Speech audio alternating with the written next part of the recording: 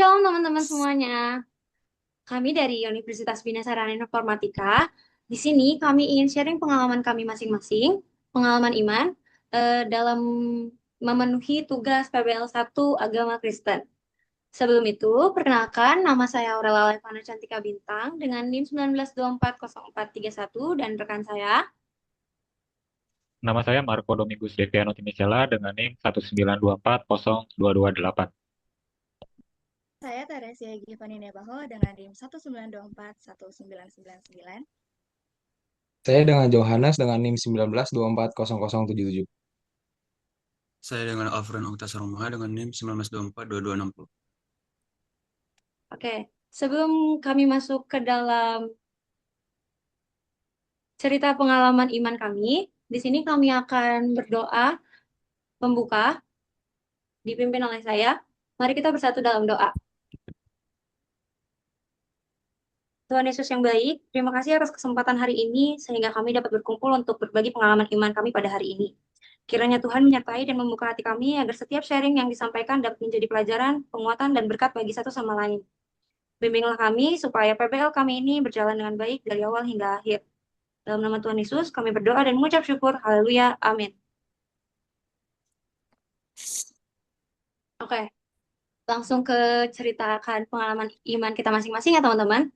Dimulai dari aku, pengalaman hidup yang pernah aku alami itu, eh, aku punya masalah keluarga pada saat COVID waktu itu. Pada saat era COVID ini, aku punya masalah datang secara bertubi-tubi dan aku merasa kesedihan itu lebih banyak daripada yang sekarang yang aku rasain. Itu keadaan saat itu buat aku cukup berat karena nggak cuman COVID dan kita di lockdown aja, jadi masalah keluarga yang juga berdatangan. Namun di tengah kondisi itu, aku mulai mendekatkan diri ke Tuhan dengan mengikuti pelayanan kayak tamborin sama choir. Dari pelayanan tersebut, aku juga belajar untuk percaya ke Tuhan.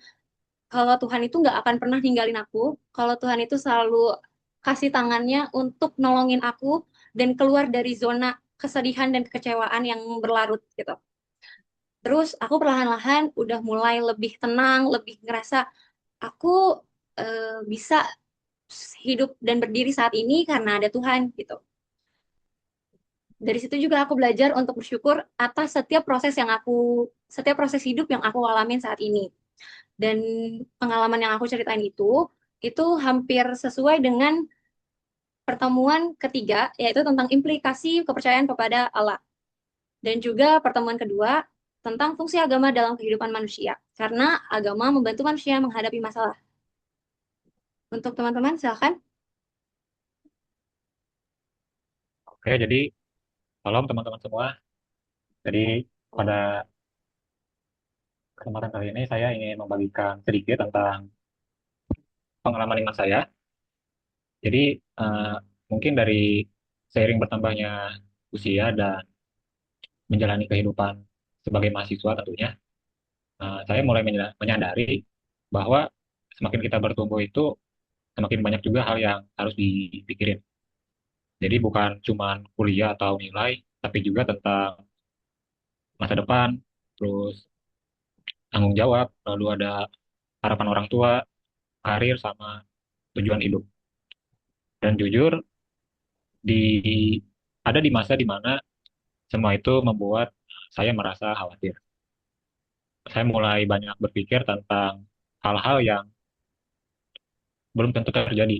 Jadi kadang saya juga suka bertanya dalam diri saya, eh, kayak apakah saya mampu buat melewatin ini semua, lalu bagaimana kalau nanti gagal gitu. Terus bagaimana kalau masa depan apa yang saya harapkan itu tidak sesuai.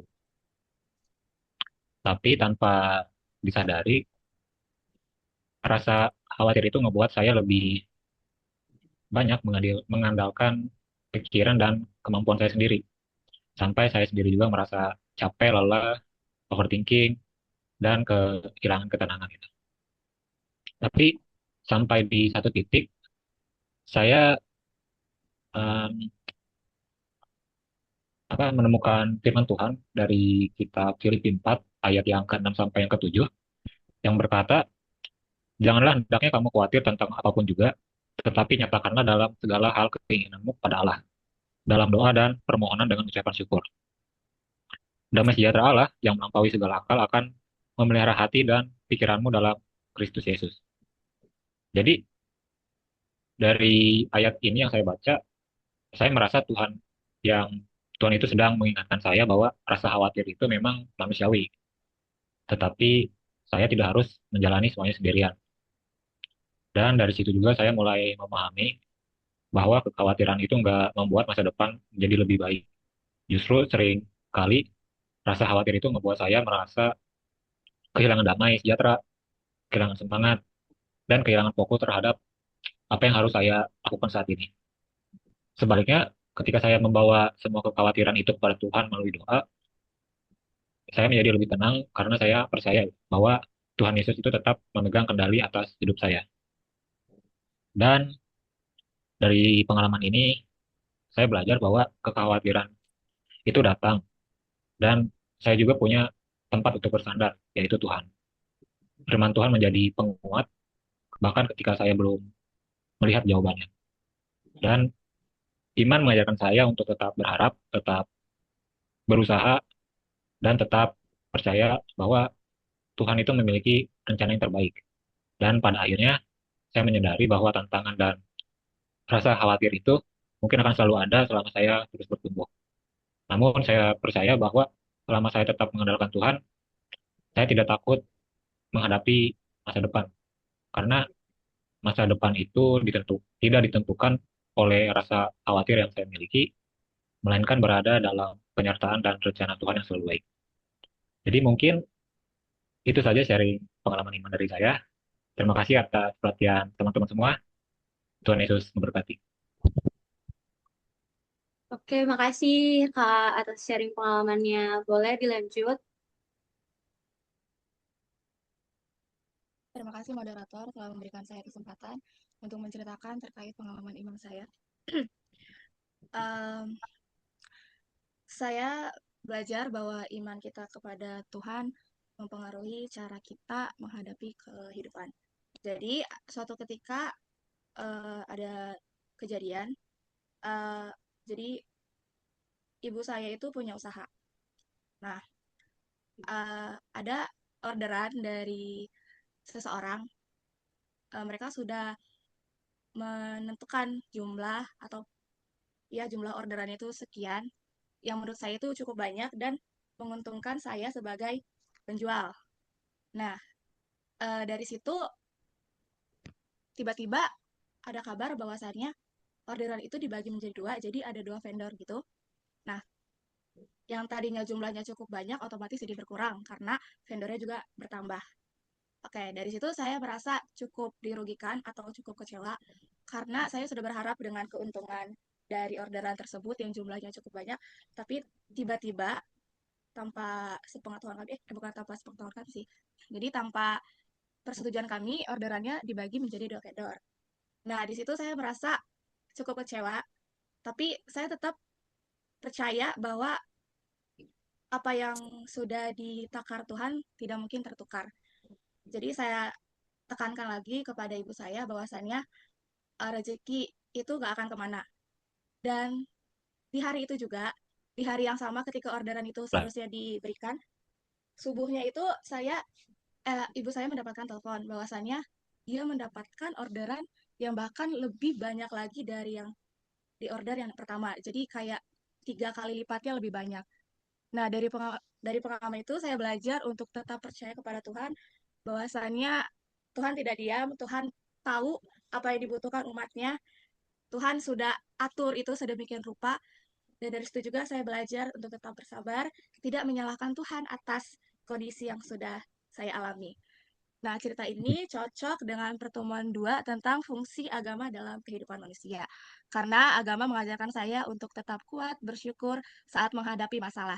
Cerita ini juga cocok sesuai dengan pertemuan 3, di mana kepercayaan kita kepada Allah itu semakin kuat karena saya belajar bahwa Tuhan memiliki rencana yang lebih baik. Mungkin cukup sekian dari saya. Terima kasih. Saya kembalikan ke moderator. Oke, terima kasih Kak Teresia atas cerita pengalaman imannya. Boleh dilanjut, teman-teman? Ya, dari saya ya. Ya, saya Johannes, saya pengen sharing sama teman-teman pengalaman iman saya. Ini lebih tepatnya lebih memperkuat iman saya sih, kebetulan. Nah, di sini aku mau cerita tentang kehidupan aku yang memang mengandalkan diri aku sendiri itu. Jadi aku memang punya iman, tapi aku tetap mengandalkan diri sendiri gitu. Jadi iman ini aku bertambah, jadi aku tuh pelayan Tuhan ya, yang memang setiap harinya aku melayani Tuhan lah. Nah, aku singkat ceritanya, aku memang punya wishlist lah suatu barang yang memang itu keinginan daging lah. Cuman memang itu nggak mengandalkan Tuhan gitu. Nah, di situ aku mulai ngerasa punya pride sendiri lah karena pengen sesuatu tanpa mengandalkan Tuhan. Cuman, nah ini yang bikin aku jatuh. Tuhan tuh punya cara, punya selalu cara gitu, bikin aku jatuh terus. Jadi aku punya masalah terus. Jadi nggak sampai-sampai itu. Nah, di situ aku mulai jauh banget dari Tuhan dan aku juga mulai udah malas pelayanan, jauh lah dari Tuhan. Di situ sampai aku akhirnya ke gereja dan di sana aku ketemu lah sama kakak rohani aku. Di sana aku cerita. Nah, ini balik lagi ke pertemuan ketiga ya. Memang kita harus sorry, ini pertemuan keempat. Sorry sorry, yang pertemuan kelima karena kita bersosial. Manusia menurut ajaran Kristen memiliki memiliki akal budi moral hidup bersosial. Dan ini aku kan ngomong sama kakak rohani aku di situ, dia ngasih tahu aku lah. Memang kamu boleh punya pengen sesuatu gitu, cuman kamu harus mengandalkan Tuhan dan iman kamu juga harus punya katanya gitu. Semakinlah kalau malah kamu pengen punya sesuatu gitu. Terus aku dikasih ayat lah sama sama kakak rohani aku ini. Dia ngasih Mazmur 11 ayat 24 yang dia bilang jangan pernah ragu dengan apa yang sudah kamu katakan dalam doa. Nah, di situ tumbuhlah iman aku yang memang benar-benar bangkit. Aku mulai dekat lagi sama Tuhan, lalu mengandalkan Tuhan dan akhirnya sih puji Tuhan itu tercapai sih gitu ya. Cuman yang memang aku percaya iman itu tumbuh karena ada masalah tersebut dan iman aku dikuatkan bahwa sama satu lagi bilang waktu Tuhan itu pasti yang terbaik sih gitu. Jadi menurut aku iman aku tumbuh karena suatu masalah tersebut dan ya sharing aku sih gitu aja sih dari aku. Makasih teman-teman. Oke, terima kasih Kak Johannes atas sharing pengalaman imannya. Boleh dilanjut, teman-teman?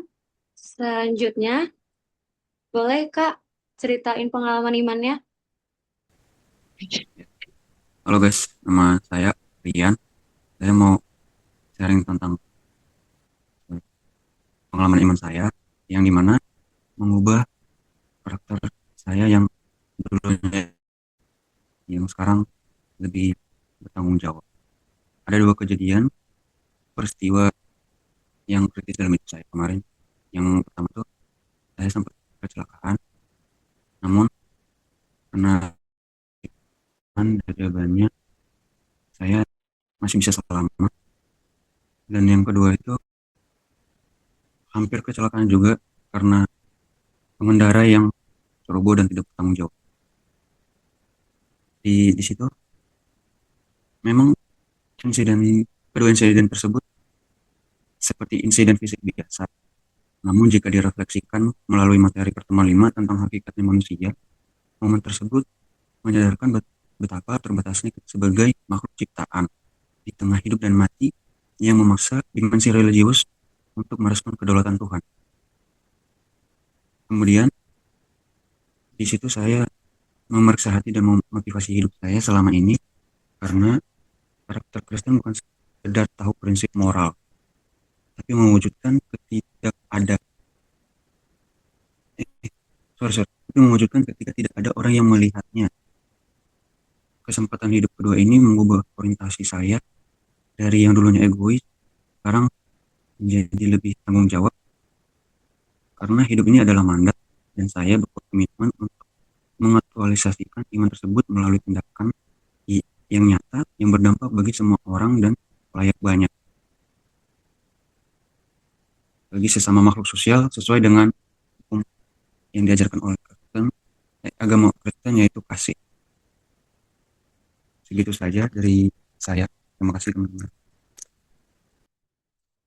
Oke, makasih ya buat teman-teman yang udah sharing tentang pengalaman imannya. Dari sesi sharing pengalaman iman hari ini, kita belajar bahwa setiap orang memiliki proses dan pergumulannya masing-masing. Namun, di balik setiap kesulitan, pasti Tuhan selalu hadir untuk menguatkan, menolong, dan membentuk kita menjadi pribadi yang lebih baik. Karena itu, kita diajak untuk tetap percaya dan mengandalkan Tuhan dalam segala keadaan.